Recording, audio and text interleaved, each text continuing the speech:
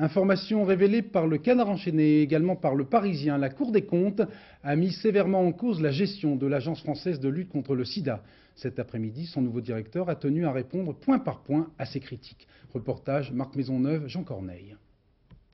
Faire en sorte que change un certain nombre de comportements humains, officiellement, c'est la mission de l'Agence française de lutte contre le sida, et ce n'est pas franchement réussi d'après la Cour des comptes. En résumé, c'est la gabegie économique. Jeu des chaises musicales, 4 directeurs en 3 ans pour un salaire annuel de 560 000 francs, beaucoup plus que celui prévu pour la fonction par le ministère du Budget.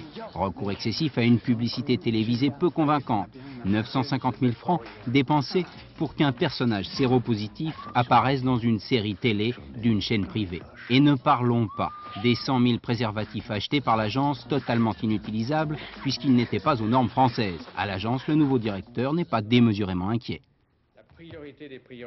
L'avenir de l'agence ne se décide pas sur un rapport de la Cour des comptes qui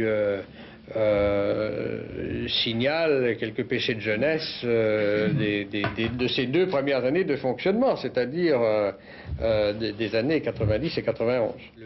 Jean de Savigny minimise, il remplit son rôle. Reste la brochure toute récente à usage des dentistes, détruite parce que discriminatoire, coût 120 000 francs. Une goutte d'eau dans les 170 millions de francs du budget 93. Enfin, toujours actuelle, l'absence d'informations destinées aux toxicomanes ou aux immigrés, remarque la Cour des comptes.